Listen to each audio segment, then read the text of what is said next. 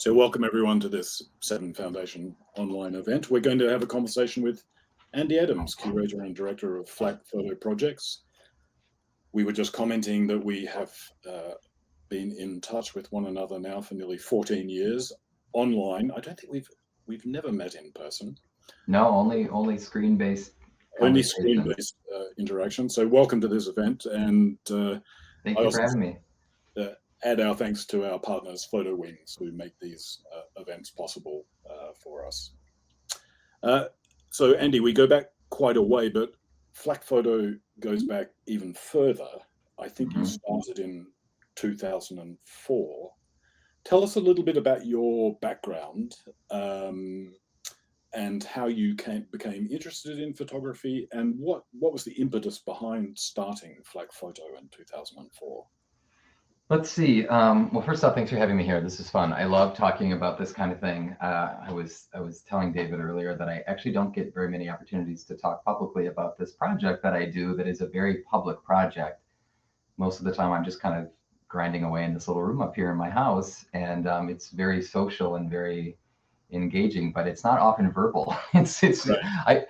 For as much as the web has turned into this like televisual video based thing, I remain this dinosaur that still primarily writes in silent words. So it's fun to be able to talk. Let's see.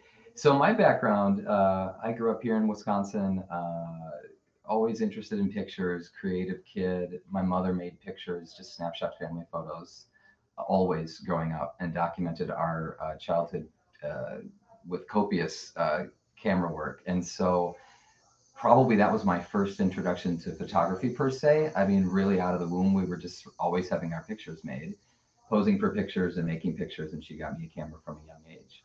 That said, I did not study photography formally. I didn't think about photography as an art form until much later in my life.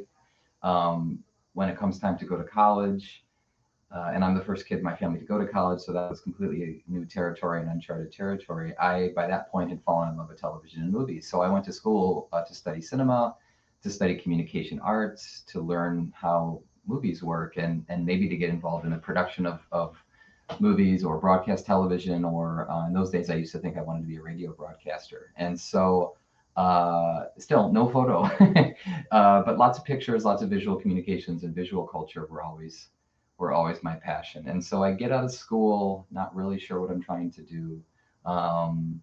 And so I quit the job I have, buy a one-way ticket to London for my first European adventure.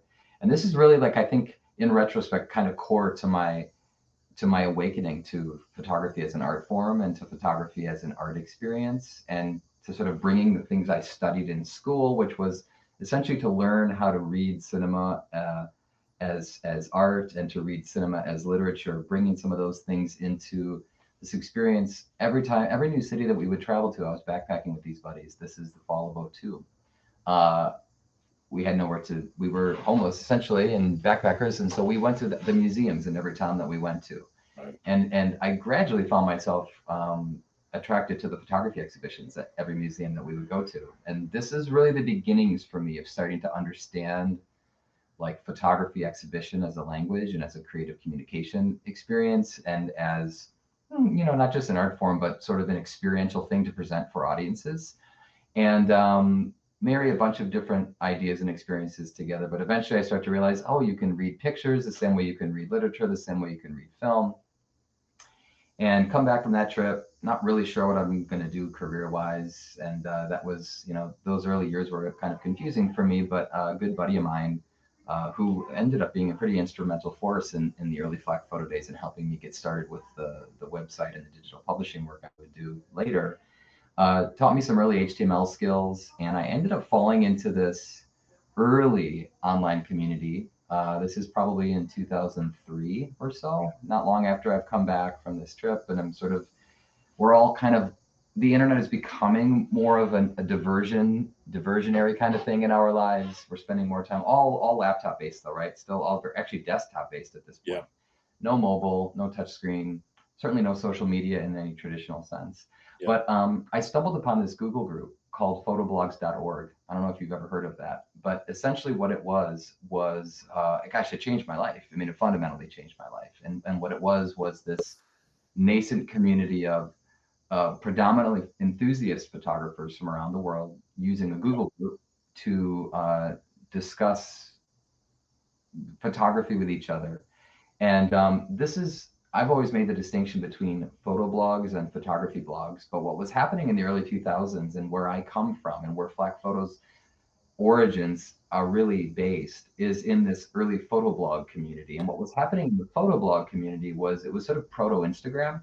It was photographers with prosumer digital cameras. We had higher faster internet speeds than we had before, bigger monitor resolutions than we had before. And the standard photo blog in those days was a single photographer essentially doing what people do on Instagram now, but posting it to a blog format on the web, on a website, a daily photo. And I just was eating these things up, feeding my passion and interest for photos and for pictures, and also for connecting with people who made pictures, since I was always fascinated with photographers and the people who actually made the images. And I just had an idea one day that, oh, maybe I can make a photo blog that would be focused not on my own photos, but on showing other people's photos. Right. And so I started to dabble on an early typepad blog in 2003-04. With this premise. And this dovetails with my realization that not only is the internet and the web a publishing platform, but it's also a social place.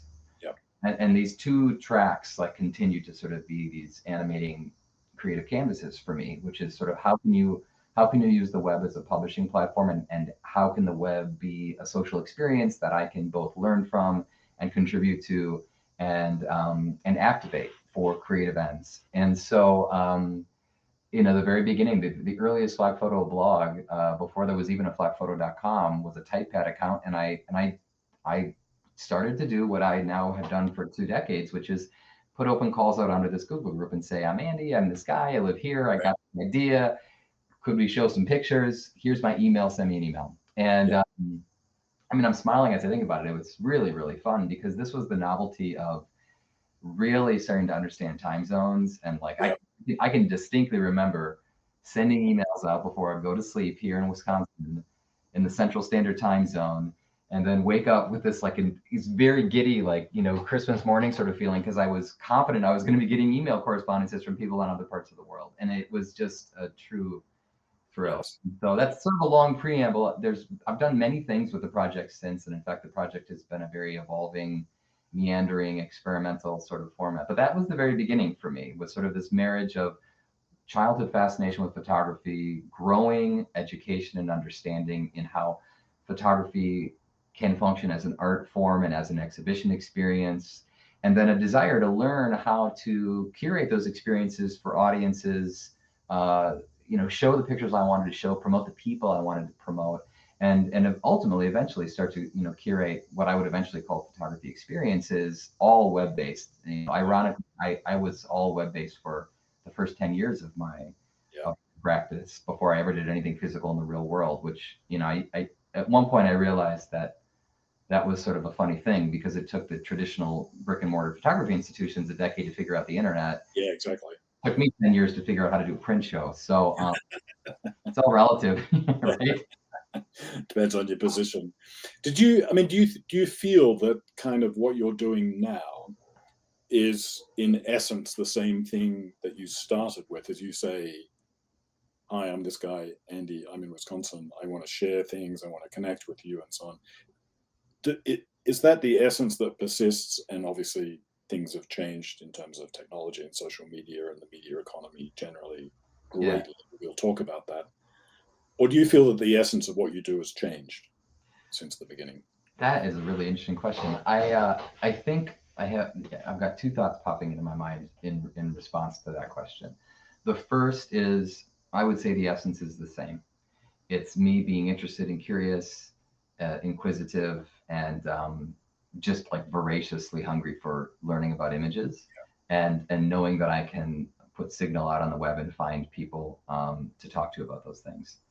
I would say, though, the second part to my question is that it's not the same as it was in 2004, 5, or 6, insofar as my relationship to the experience of doing FlakPhoto has changed. My relationship to my understanding and comprehension of what the internet is and has been and is becoming has changed.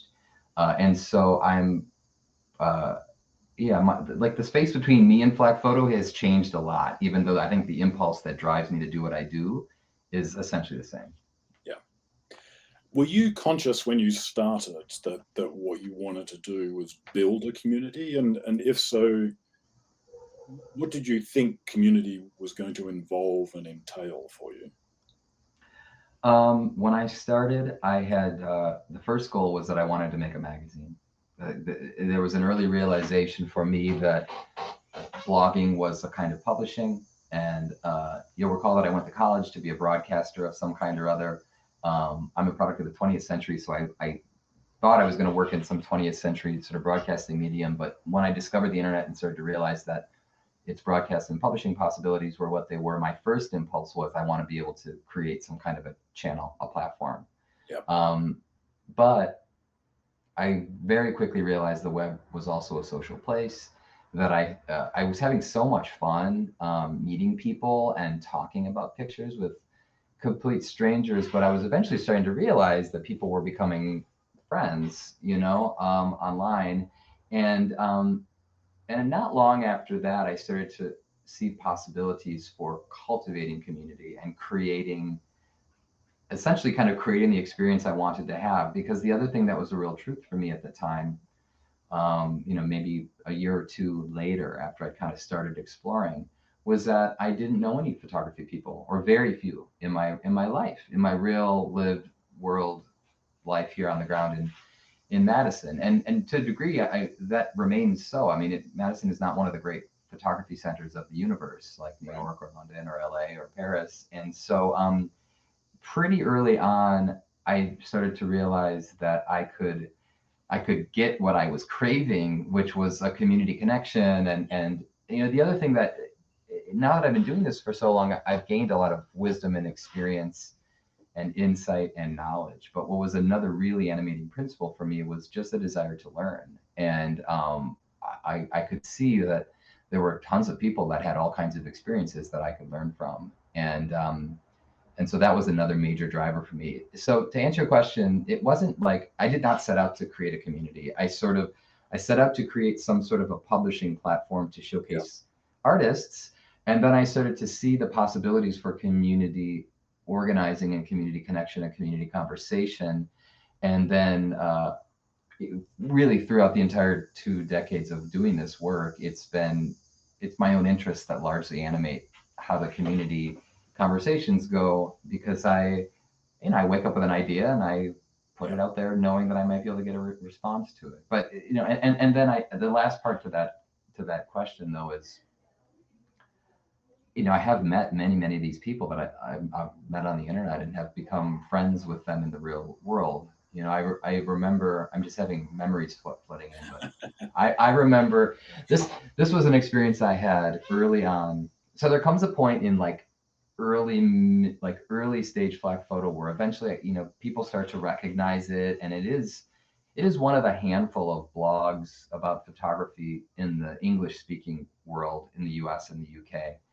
In the years 2005, 20 to maybe 2011, 2012, there wasn't a ton of it happening at that time. And I remember getting invited to the Format Festival photography in Derby, England, to come and talk about FlakPhoto.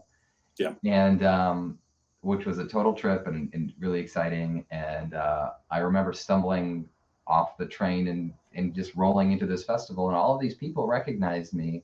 And that was this realization that, like, oh my goodness, this social thing is the same as the real world. Like, I hadn't quite made that connection yet, but there was this little thumbnail sized picture of me on all of my Facebook posts and my social media posts. And that kind of crystallized something for me. It took a number of years to realize that online and offline really aren't different at all, that they're interrelated and interconnected. And that hybrid space between them was something that I would then really want to learn how to experiment with and play with. So. I mean, these days, and actually for a long time, you've operated across a lot of different channels. I mean, you started with, a typepad blog, and then the website came next, and so on. And then Instagram came and ate and destroyed the whole thing. Right? Yeah, and we'll get on to the destruction and the implications of that. From those early days, what were the most interesting channels after the website, and how did you manage activity across a range of channels as one individual? Bearing in mind, of course, I don't know whether people understand that this is not your day job.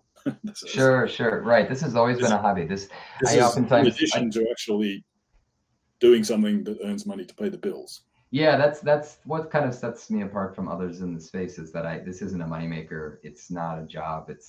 And it was never designed to do that. Yeah, So,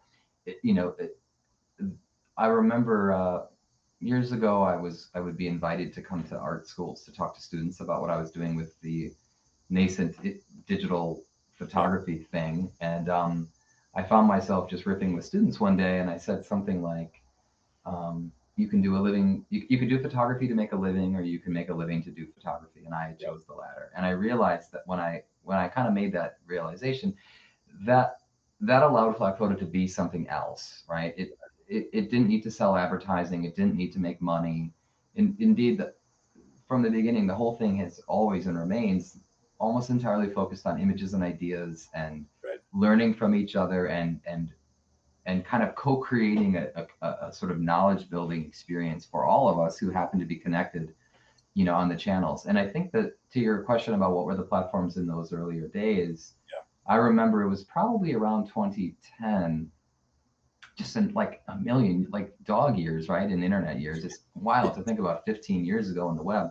yeah, But 2010, 2011 was when I realized that Facebook groups yeah, could work as that early Google group that I had gotten involved in a few years prior had worked. And so I launched a Facebook group that I called the FlakPhoto Network yeah, around 2011, I think it was. And for many years, it's still there, although it's not what it had been. yeah, For many years, that was my central hub. That was really the beginning of social media, quote unquote, and Mark Zuckerberg's yeah, walled garden sort of pulling me away from traditional blogging, from like an independent platform, really hanging out in these communal watering holes where all of us were gathering, but really facilitating and structuring, question-based discussion yeah, around photo and image making, and specifically geared toward the community of folks that I knew were image makers. yeah, And but always with a bit of an academic or a bit of a scholarly appreciation based focus, since that's where my interests are. And most artists operate in that space. And so Facebook for many years, I actually, ironically, I got onto Instagram much later than most. right.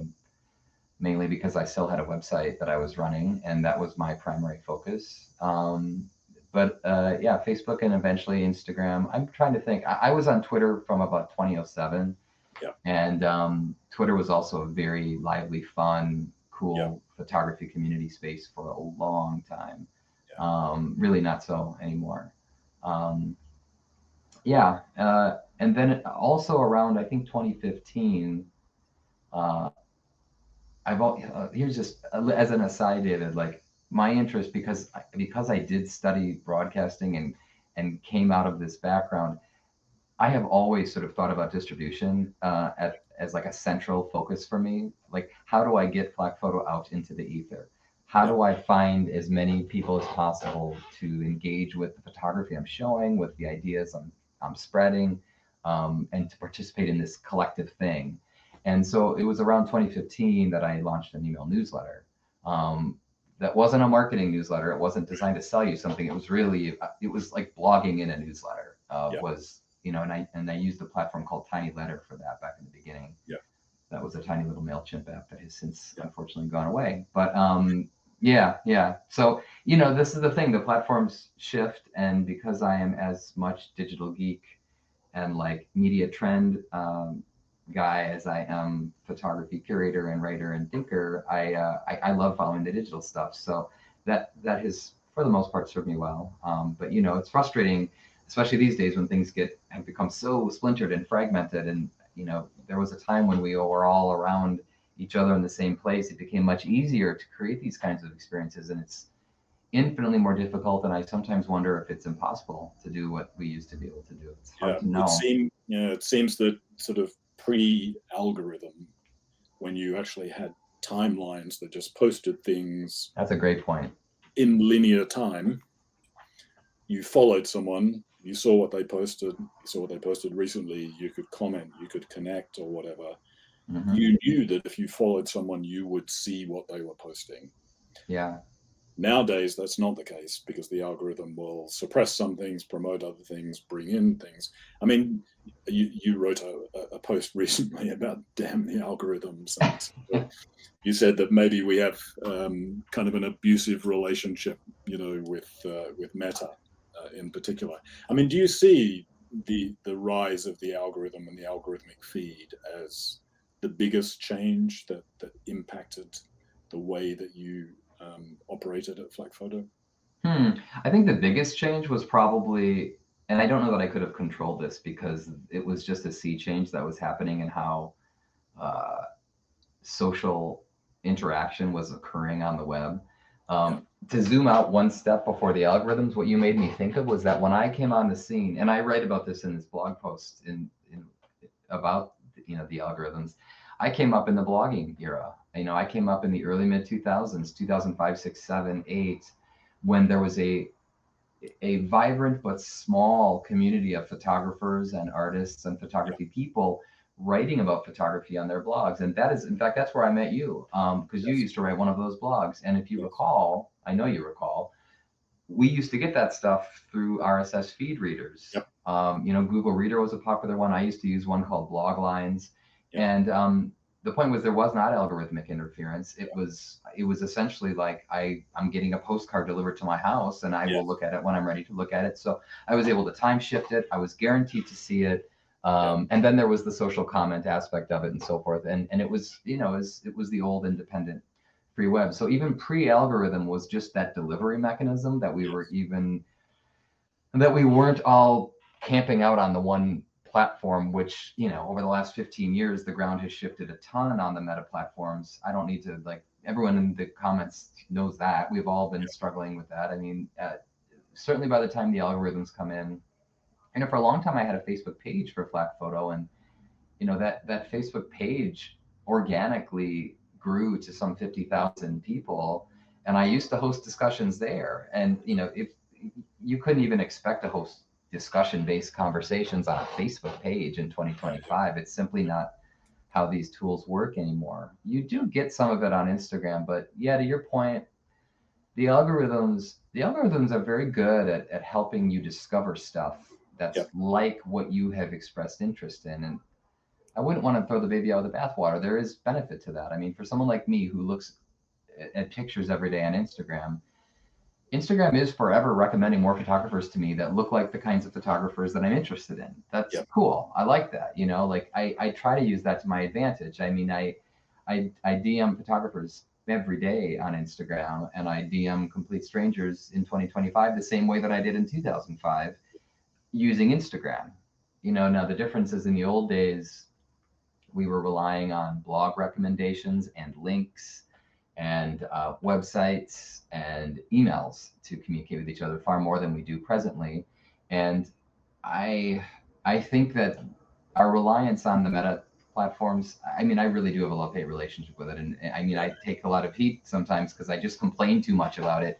And yet I don't log off. I keep using it. I mean, I've joked in previous writing that it's like Stockholm syndrome with Instagram, it's kind of true. Like, it is my captor, and yet what else am I going to do? It remains the place where people who practice photography, it remains, to my experience, the dominant place. Now, there are lots of other platforms cropping up, and we could talk about that.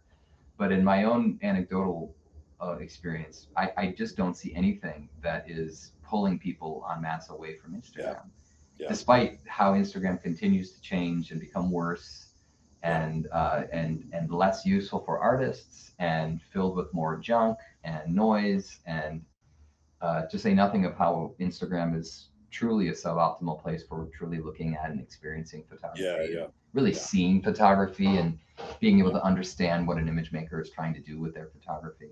I could complain about Instagram all day, and yet what do? I post on it every goddamn week. So, it's I'm a contradiction, I realize, for sure. Yeah, but there's there's never a pure position one way or the other in these things. You can use something but have its limitations.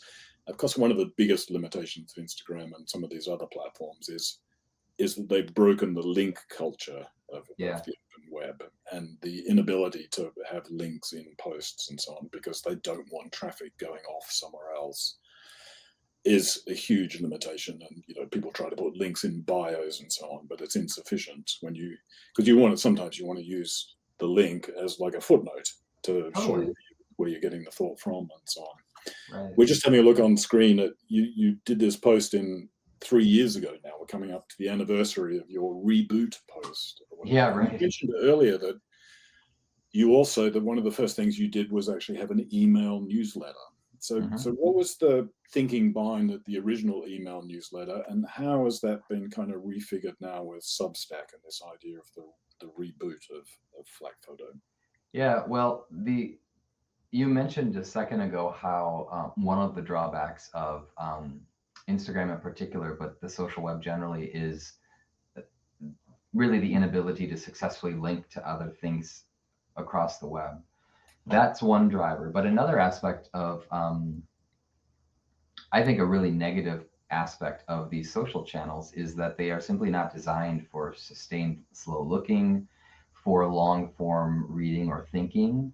And what ends up happening for me is for many years, I run the old FlakPhoto blog that lives at FlakPhoto.com. And for various reasons, that site ends up going away, disappearing.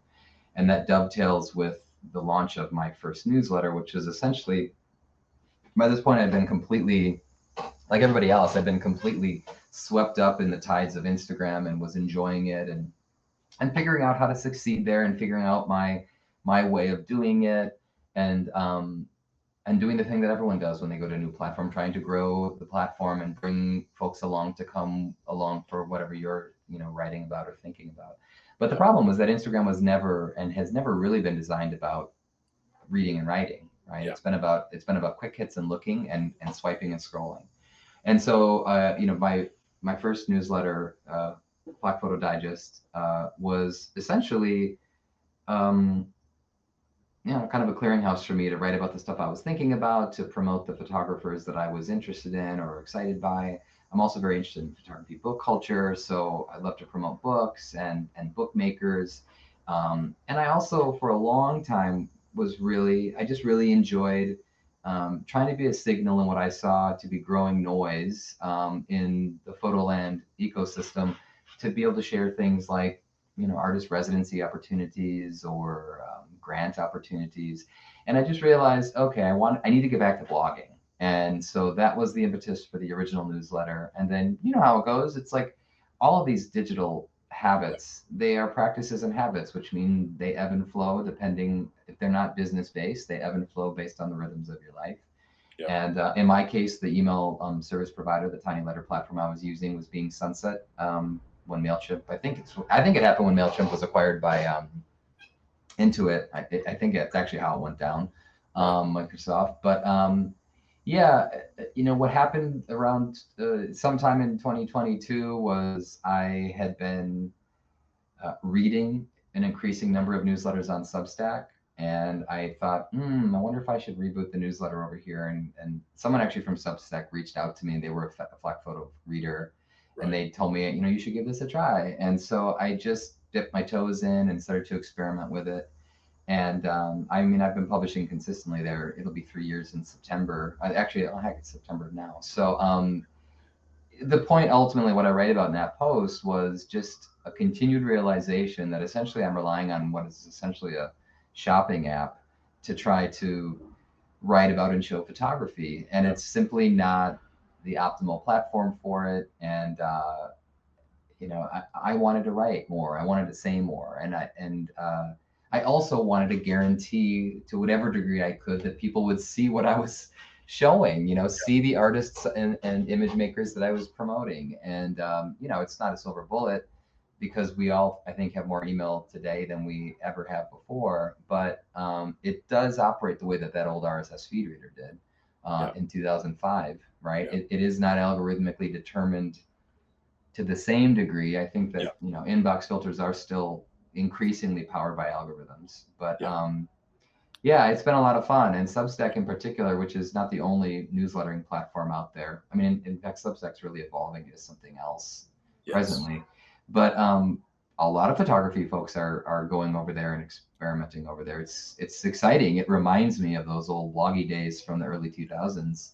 I mean, heck, I must subscribe to 30 some Substack Yeah. newsletters focused on photography at this point. Most of them written by image makers, Yeah. few of them written by curators, but most of them written by image makers themselves. Let's bring in a question from the audience, and it ties with something that I wanted to ask you next anyway, which is one of the modes that you have of operating is to kind of brainstorm in public, which I think is fantastic, to ask your community what they think. And you asked whether in this year 2025, is there a best social platform for photographers?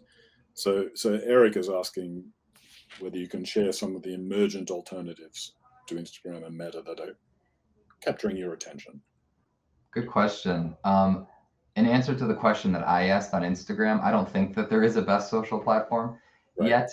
I think the question, of course, is really what is that? What would that even be? I mean, Yeah. a best social platform, in my view, would be one that allows us to look at images full screen and big and beautiful, that didn't limit our ability to see the people that we follow, that allowed for long form extended conversational discussions about topics that are being written about, and that gave all kinds of multimedia opportunities. And to that degree, something like Substack, I think, is a pretty interesting platform to consider, because you can show images, you can embed videos, you can stream audio, and so forth. I think that's why we're seeing more folks over there experimenting. It is, however, a far more laborious production experience. Yeah. It results in a far more robust experience. But Eric, to your question, emergent alternatives to Instagram, by that I'll interpret you to mean what I might call photo sharing apps. Something that's distinctly different from sort of a longer form bloggy experience like I described doing with my Substack newsletter. I think the new kid on the block that I'm seeing photographers be very excited about is Photo, FOTO, Michael Howard's photo sharing platform that seems to be sort of philosophically and fundamentally opposed to some of the bedrock infrastructure of how Instagram operates. And that is very much, I think that there are plans to, from what I've read, to expand that platform to image makers beyond photographers, but they're very focused on photography community. They're very focused on creating a portfolio place for photographers to show bodies of work inside of the app ecosystem. I was just reading last week that they're organizing a series of photo walks around the world. So Right. really like emphasizing this online offline community. That's Yep. cool. But other platforms that I'm aware of is Visual Supply Company, VSCO, VSCO. That's a photo sharing app that is quite an elegant, beautiful app that I don't use as much as I should, but I have dabbled in and out of there over the years. Yeah, something that I actually, personally, I've been experimenting over on Blue Sky, the Twitter alternative.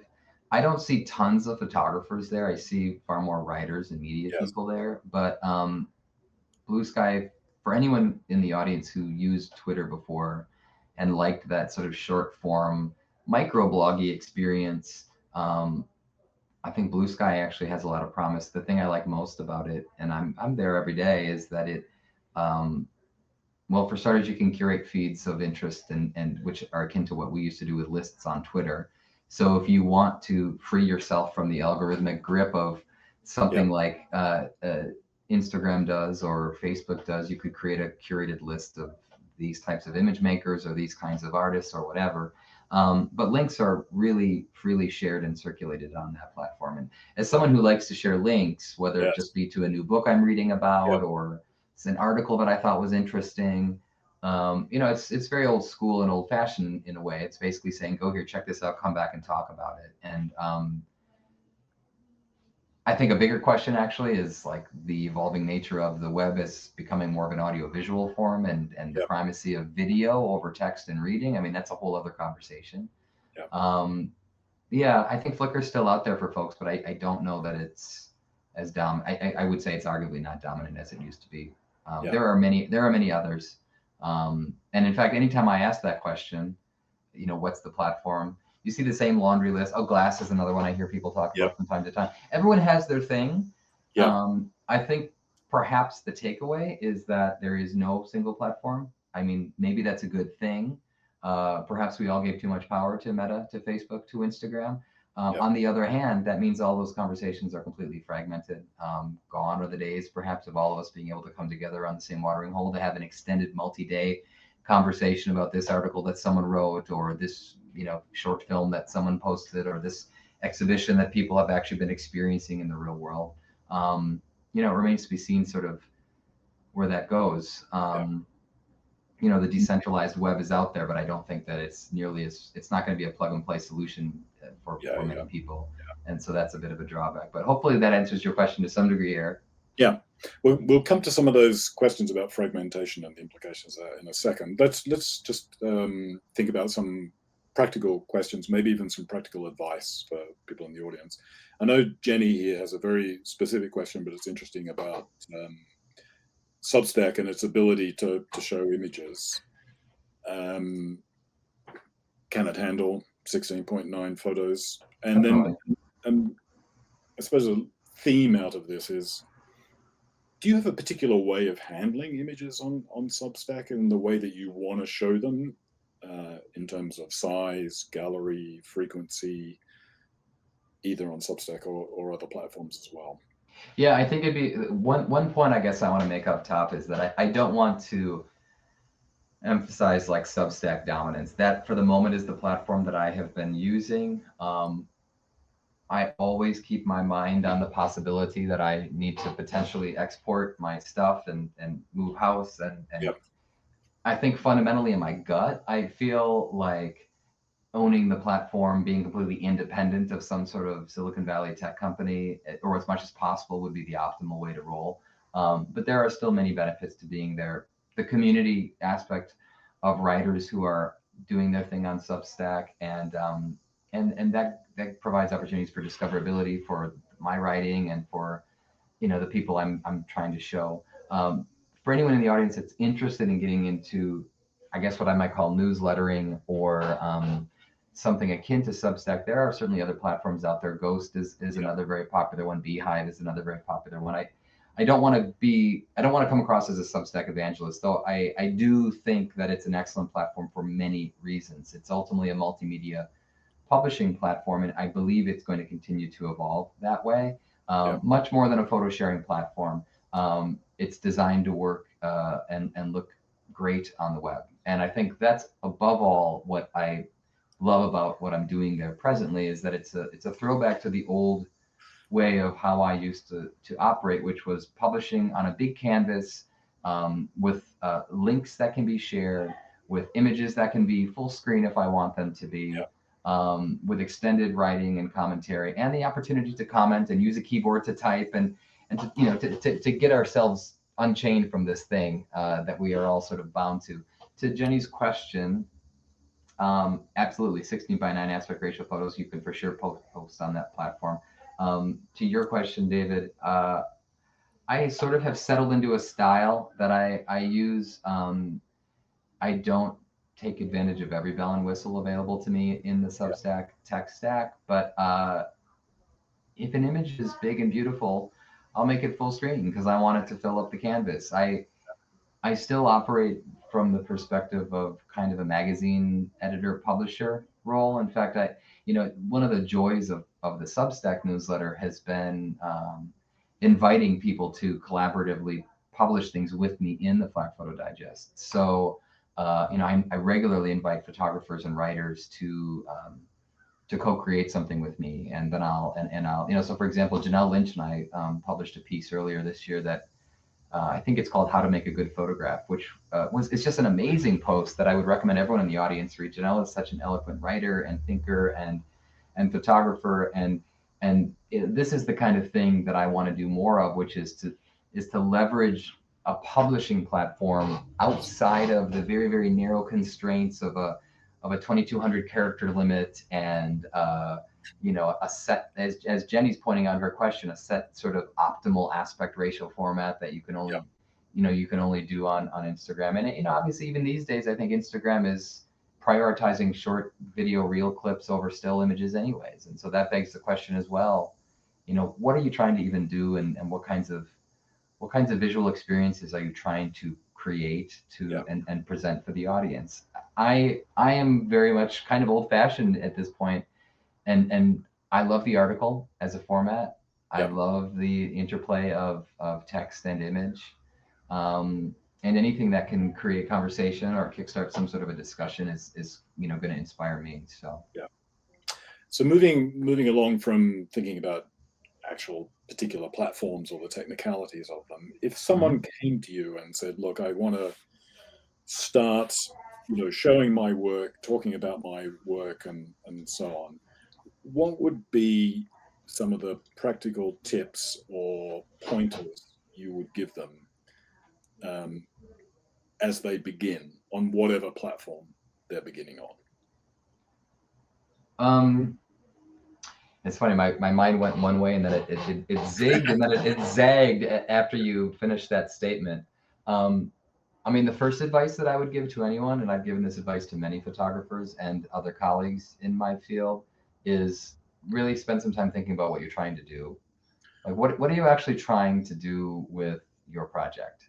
In my case, I'm trying to show images and write and reach people who reach as many people as possible, in an effort to drive links and traffic to websites, and also to create a visual experience. I'm not really trying to sell anything, but if you're an artist, for example, who's trying, or a photographer who's trying to generate sales, the advice I'd give you would be very different than if you are a writer who's trying to generate promotional buzz, which would be very different advice than if you were an academic or a scholar looking to spread ideas, right? I mean, the tools can do all of those things, and I think, I actually think that the last example is the one that most photographers spend the least amount of time doing. And what intrigued me early on was realizing that we could use these tools to learn from each other. As far as the tech stack goes, though, I mean, we were chatting about this a little before the call today, and I wouldn't lose sight of owning a website that looks great on the web. I think every photographer, every creative person for that matter, who wants to participate and express themselves publicly, I think a newsletter remains sort of a platform agnostic digital publishing tool that you can use. It's a very flexible tool that you can use to do any number of things. We're all, I think, compelled. We've all been sort of lulled into and trained to grow our follower count, and that's fine. But I've done this as well. But increasingly, the goal for me, and I do think the goal for the advice I give, is really think about how you can authentically connect with the people you're trying to reach, and really think also about what you're trying to get out of that connection. It doesn't matter if you've got tens of thousands of Instagram followers if all they're doing is sort of scrolling by and maybe liking, and then the engagement goes no deeper than that. I mean, I would imagine most image makers would rather have 500 very engaged spectators and colleagues, especially if they're trying to have conversations or dialogue, over 50,000 drive-by, traffic spectators. I'm kind of rambling all over here, but my answer, I think, is a mix of strategy and intention, and then let the tech stack follow that. Too often, I have watched people tell photographers, you need to be on this platform, without actually explaining why, or is it truly the best platform for you? And I'm inclined to think that I'm seeing more photography people flock to Substack and reinvest in newsletter platforms, because there is a growing realization that these social apps are, giving us less than they're taking from us. And my advice is not to quit using those platforms unless that's good for you. I think investing in some sort of platform that you can wholly own and control, and that is not, that's not subject to the whims of a corporate overlord to whatever degree that's possible in the Web 2.0 era and in the software as a service era. Hopefully that answers the question. Yeah, I think I would just underscore that. I think that whatever array of social apps one is on to try and connect with an audience, you have to own your own piece of digital real estate, which means having an account with a server provider, having a website, and then you build from there. You have something that cannot be taken away by a change in an algorithm or a company taking over another company or something, and keeping it up to date, of course. Yeah, and the follow on to that this is advice I'm trying to give myself right now, and it's very difficult because I've come to realize that I am no different than anyone else when it comes to my own addictive relationship to social media. And for better and worse, I believe many of us have sort of adapted our online activity to the behavioral urges of these applications. And so part of what I'm reflecting on once again is, do I need to reboot my relationship to this app? Do I need to kind of cut some new behavioral grooves in terms of, how I spend my time online? It's very easy to say, it's not easy to do. But it's not advice. It's not advice so much as I feel like anecdotally and observationally, there is a general discontent out there. At the same time, we're not going to quit Instagram, I don't think. I mean, and indeed, for photographers in particular, I think that there are enormous opportunities to stay on that platform. The question is whether you should put all your eggs in that basket. I don't think the answer is yes. I think more people are realizing that. At the same time, it takes a lot of time and effort to do all these things, and that's something that the independent operator has so many other jobs to do to keep their business afloat. I don't envy them. It's not easy. This question kind of summarizes, or is an opportunity to kind of summarize, I think, probably just what we've been talking about in terms of advice, and that's the question of how can photographers get seen today? I guess one of your starting points would be, why do you want to be seen? I mean, okay, everyone wants to be seen to some extent, but what's the purpose of the seeing? I mean, what would you say to Tony? I mean, I don't know I don't think my advice today would be a whole lot different than my advice 10 years ago. I think the preamble is be strategic and figure out by whom do you want to be seen, for what purpose. If you're trying to reach a photo editor for a magazine job, that's different than if you're trying to reach a gallery director to try to get an exhibition. That's different than trying to get a magazine editor to publish a feature about your new book.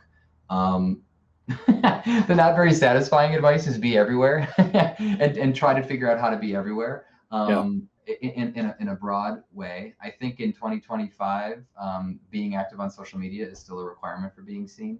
I think, there are still plenty of real world events, festivals, conferences, portfolio reviews, offline activities. I think that people need to be strategic with their dollars to be able to participate in those things. That's obviously critical for being seen from a professional development perspective. I really would love to see, and I think this is happening, I would love to see more photographers have fun and blog and be seen in a purely lightweight, social, community-minded way. And I think that newslettering with something like Substack, Ghost, or Beehive is a great way to do that. Something we haven't mentioned that I actually think is potentially the trend that we're likely to see in the coming years is continued splintering and fracturing of the one community together on the social platform into lots and lots and lots of sub communities hanging out, whether that be in chat apps like WhatsApp or Discord servers or whatever else is coming up. I still think to some degree Twitter Spaces is an opportunity for some subset of the photography community to do that, and there's similar activity happening inside of the Threads platform. So I think another piece of advice would be, if you are looking to connect with a particular lane in the photography ecosystem, do some research and try to figure out. I don't think it's a one-size-fits-all solution any longer. I think that there are likely to be more and more robust online community experiences happening. If photography is a big tent composed of many rooms, I think that there are many, many rooms that are going to be continuing to emerge. And those are happening in all kinds of platforms that may or may not be social platforms, or excuse me, may not be social applications. like an Instagram or a social media app. Discord, I know, is one where many photographers are finding community and being seen and discovered. Yeah, absolutely. Interesting question here. What photography critics and or curators inspire you? Oh, George. Okay, cool. Good question. Well, I'm always looking. I think that I have a very loose and expansive definition of curator. Certainly, I pay attention to all the mainstream traditional photography organizations, Aperture or MoMA or gosh, who knows what else. I love to read Hot Shoe Magazine too. Social media photography curators. Let's see, there are a handful of them out there that I always pay attention to. John Feinstein from Humble Arts has always been an influence for me. I've recently been reading Stacey Oborn, who's a writer, getting back to blogging in her newsletter. I think of her as a curator insofar as she's presenting experiences for me to think about and consider. Photography critics, Vince Aletti, like one of the greatest of all time. I'll read anything that guy writes. I wish I could put together an exhaustive list if I was doing some homework, but I think what is true is that the social web and the digital publishing moment that we're in, it certainly unlocks the potential for like discovery and learning about photography in a way that never happened before. You'll still continue to hear people sometimes complain on social nets about gatekeepers, but there are simply not gatekeepers as there had been. There are perhaps new kinds of gatekeepers or many, many, many, many, many gates that are being kept. But if you choose, I do my best to be really open-minded and just like look in as many places as possible. And there are more places than ever to see these things. So, maybe that's an optimistic up note. I should have put together, Kathleen says, put together a list. Maybe that'd be a good newsletter post. Like my top photography. Yeah, that might be a good post. Like my top photography inspirations. That might be a good idea. Yeah. Or write that down. Yeah. That's a good idea. I think Ben has an interesting question. We've been talking a lot about fragmentation. We've been talking a lot about multiple apps, multiple sites, et cetera, et cetera. Do you see that proliferation actually impacting photography itself and the definition of photography as art in Ben's question?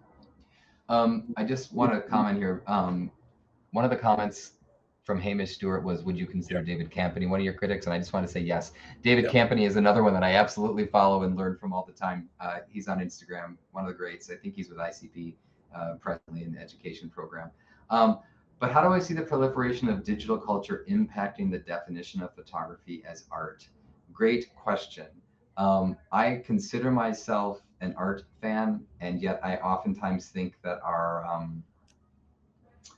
our worship of the concept of art gets in the way of our appreciating experiences that we may not think are art. It's important for it was important in the history of photography for it to be considered art, and yet I oftentimes think, who cares if it's art? It's photography. Like it's way cooler on its own without being kind of hung up on the trappings and baggage that comes with what is or is not art. What comes to mind is that is AI image making, which I'm personally fascinated with, and I know a lot of people who read what I write don't like that I talk about. or don't like that I sort of show or give attention to from time to time. It is certainly not photography. I mean, I wrote a post about this a number of years ago called "It's Not Photography." It's not photography, but it is photo adjacent. It's hard to actually call much of what we make these days photography, given that technologically speaking, it's not traditional photography oftentimes, right? It's digital imaging in many cases. But in terms of digital culture and photography as art, I also followed with interest a number of years ago what was happening with NFTs and that whole scene. I don't have the answer. What I have found is that there are many people that have a very strict and limited definition of what they think belongs in this photography as art category. I don't know the answers to these things. I do my best to keep a very expansive and open mind about what I would call visual culture and visual communication and images broadly and the ideas surrounding them. there's no doubt in my mind that digital culture will continue. At this point, I think photography it's an entirely digital medium, for most people in the mainstream. Yeah. There are still happily many photographers doing traditional analog photo format work, and I'm a fan of all of them. I think that kind of artisanal craft and the handmade analog. Yeah. I've written about this in the newsletter too, because I'm really interested in the analog aspect of photography culture. There's a craft to that that's distinctly different than what's digital. But sadly, I think for a certain kind of traditional minded, and I'll put that in quotes, traditional minded photographer, I'm here for all of it. So I'm not going to pass judgment one way or the other. But in the end, if it moves me, I'm open to it.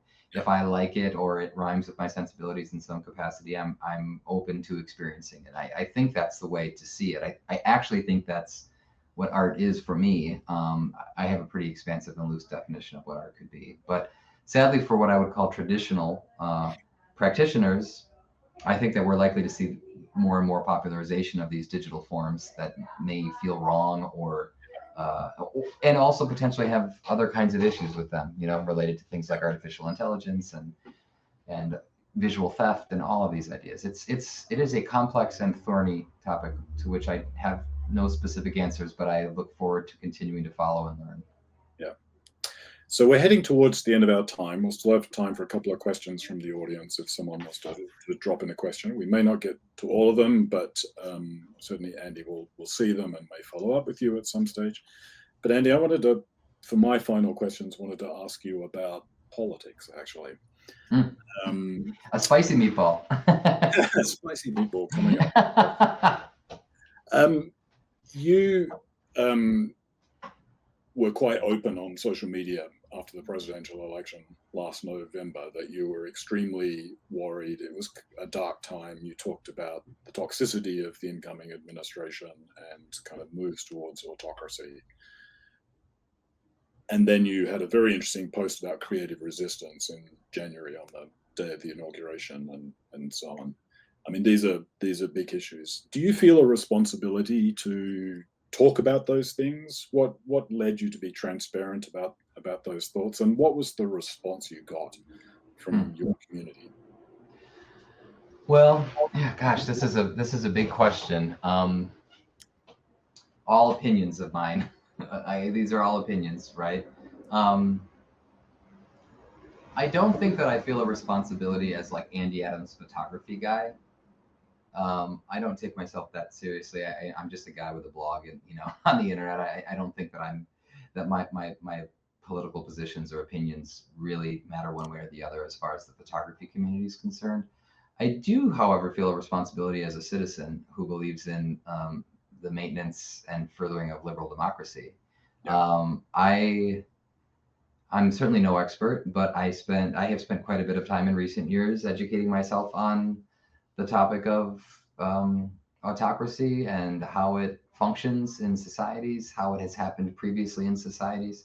As someone who has spent the majority of my adult life studying media and how it operates and the behavioral effects of information flow, it's very clear to me that the internet is like public enemy number one in terms of influencing any of our opinions or our mindsets about politics.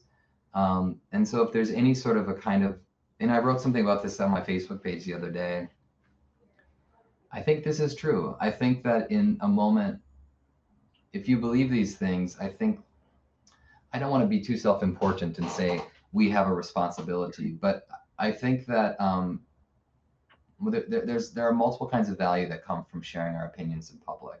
Mm-hmm. Thinking in public is what I have called it for years. Mm-hmm. For one thing, it reminds us that we're not alone.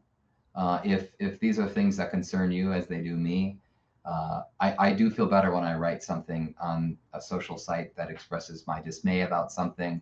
I try to be thoughtful about it. I try to be empathetic and open-minded in terms of how I write, the style of language that I use. Because I come from a conservative family of people, some of whom support this administration, and that's been a challenge for me. I also am very transparent and honest about my feelings on the internet, and I wouldn't advise that for everyone. That isn't necessarily going to be good for everyone, you know? But as far as politics go, I think we're in an unprecedented territory in most of our lives in America and beyond. And there are less, you know, there's a lesson I've learned from doing the FlakPhoto project over the last 20 years. It's that there is much power and like wisdom and insight to be gained from engaging in like the knowledge of crowds. You know, surrounding oneself with like-minded people, I think can pay not only creative dividends, but just offer us insights, right, into the world around us. And this is kind of what I was getting at when I said, you know, the biggest mistake I think that too many photographers made a long time ago was thinking that social media should only be used for marketing. When in fact, social media and these digital tools, I think, are enormously powerful platforms for meaningful human engagement with each other, with topics about any number of things that concern us. And as far as politics go, I think speaking up is going to be important. I think that an autocratic regime is counting on people to keep their mouths shut. And I think that at this moment where we are still, I don't believe it's a lost cause, or like it's a foregone conclusion. I believe we're at a moment where we still can take actions to see the world that we want to live in. I think that speaking up and communing with each other online with like-minded communities of people around the world is a way not only to keep our spirits lifted, but to, I suppose, to kind of keep that resistance movement alive. That's important to me. I don't quite know where I'm going with this blurb, other than clearly those are my values. And for better and worse, I have become more and more my unvarnished personal self on my platforms. One of those questions you asked me was, how did your audience respond, or how did the community respond? In the first Trump presidency, I had a lot of people telling me to stop talking about politics, that they follow FlakPhoto for photography. And I get that. I mean, eventually I would start to say, I get it. If you have to follow, unfollow me. I get it. If you follow me for photography, not for politics. That's fair. I told you at the top of this conversation that while the impulse to do FlakPhoto has been essentially the same, the creative impulse, my relationship to the thing has evolved, and probably the primary way that my relationship is involved is that I have just become more and more. I use the platform to just share my experience as a human being, as a creative person, as someone who I occasionally think of myself as an artist. Most of the time, I think of myself as a curatorial practitioner. All of these things, everything connects to everything else, right? I mean, FlakPhoto was never going to be only a photography magazine. It's essentially the channels by which this one person whose opinions and aesthetic preferences you may or may not appreciate writes and thinks in public. And so, that was a scary time back in those days, but I kind of gotten over that at this point.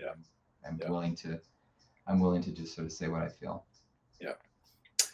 So we are pretty much at the end of our time, but the inevitable last question, what next for FlakPhoto? Do you have a particular project, a particular program, or is it continual experimentation? Continual experimentation. I don't have this on the horizon. I think I love to talk with people who, I love to interview people who make things. I love to meet people. Yeah. I have long thought it'd be really fun to do a podcast or some sort of a conversational vehicle that was a verbal thing versus a written text-based readable thing.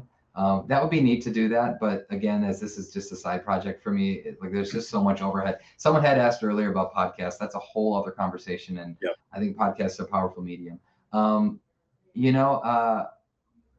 I actually don't have any big projects on the horizon right now. Last year, I did a bunch of volunteer work in my community to organize some local exhibitions and programming here in Madison with an arts organization, and that was a lot of fun. I'll probably keep doing things like that here locally. I've to be perfectly honest, I've been kind of lazy this summer, just relaxing and riding my bike and running and walking and making pictures of my own and just and reading a lot of non-photography related things. But the primary focus, having a life, Andy. Yeah, totally. Yeah, totally. But the primary focus for me will continue to be the newsletter. I've got a bunch of cool features and collaborations lined up that I'm going to be publishing in the fall. I've got a bunch of new ideas, and I'm looking forward to doing that. So certainly, if you are not subscribed, do check it out. FlakPhoto.news is the link. I'd love for you to subscribe. It's free, and I'm always looking for more people to read what I write and see the people I promote. Yeah. Well, Andy, thank you. You've been an inspiration to a lot of people for a long time. We've engaged online.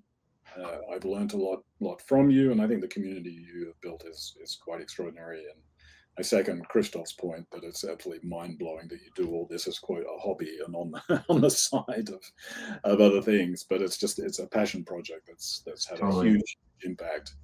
And I wish the social web had more people like you and more content like you, so that we could have that discourse continuing. But it's been fantastic hearing your thoughts. I'm sure people in the audience have got it. We'll pass other questions that we've not been able to get to in this time to Andy. He may reach out to you, and and feel free to email. Feel free to email me anytime, folks. My email is just flakphoto@gmail.com.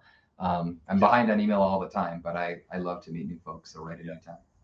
So we really appreciate your time, Andy. Thank you very much. Thank you. This was a lot of fun. I really appreciate it. Okay. Talk soon. Take care.